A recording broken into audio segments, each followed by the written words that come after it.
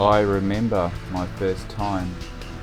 The challenge was real, so was the nervous fear I felt, but I was confidently cocky enough to give it a shot. I lined up, glided in, and got it done. Relief. Safe. Stopped. I rang my teacher, and we chatted about the accomplishment. Improvement and accuracy can only come with experience through practice. Today we are going to look at the factors and considerations for deciding how to complete a short field landing.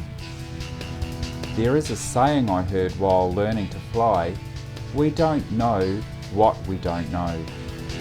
Sure, it's fine to practice at an airfield, but when things get real, you'll need to be on your game. You should understand and research new airfields too before landing at them for the first time. We'll consider the short ones today.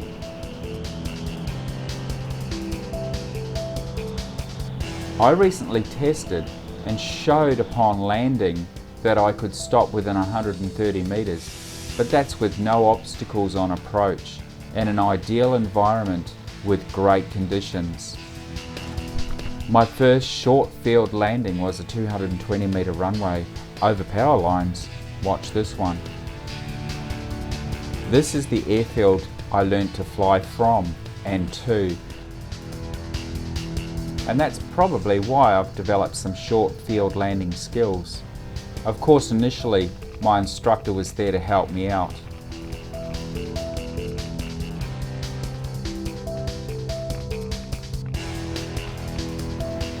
This is another airfield. It's a model aircraft field. It's 300 meters long, so there's a bit more room. And maybe it's a bit more deceiving into thinking it's easier than it is. It's on property, near other properties.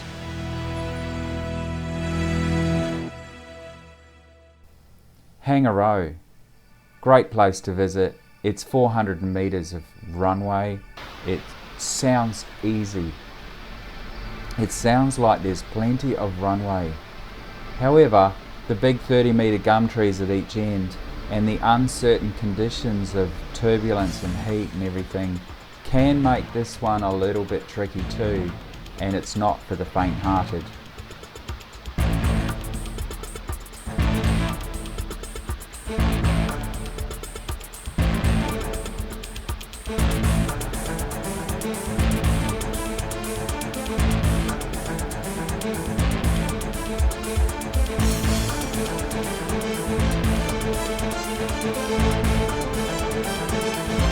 Many factors affect the way we can approach to land at a short field, or any landing for that matter.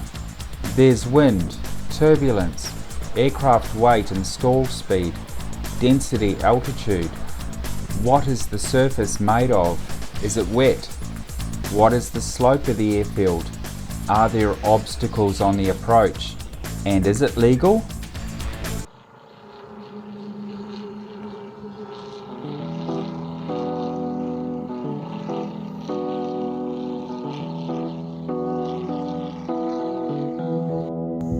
We're at Hangaroo, which is about, 50 kilometres south of Maryborough. We've just flown in this morning for a coffee, and I just wanted to take this opportunity, and a bit of breakfast I suppose, a little bit of banana bread to go with it.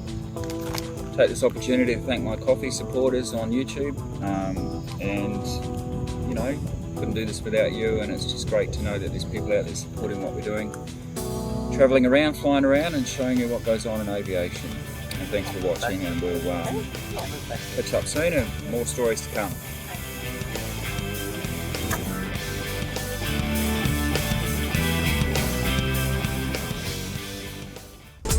We must also consider if we can then take off again as well.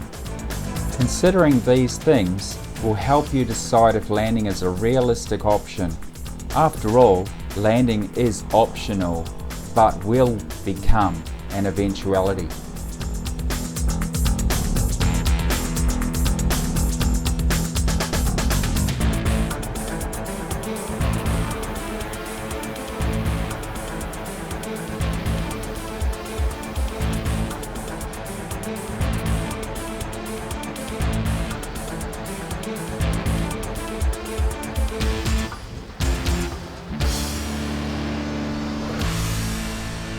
So how far are you going to push your luck? And how short of an LZ are you going to attempt? Be sure you are sure. Familiarise yourself and research the airfield that you plan to land at. That's all airfields, of course. If you've been enjoying this video and you're still here, maybe you could go and check out some more of my videos. The most recent ones are listed in this playlist above, so that you can catch up on something you might have missed. You could also support me if you wish by buying me a coffee. The link is in the description below. And if you are still wanting to know more, maybe you could watch future videos and not miss them by subscribing. Also, if you are a keen pilot or you'd just like to be a passenger, why don't you get out there and organise to go flying today? Get out there and have a great flight.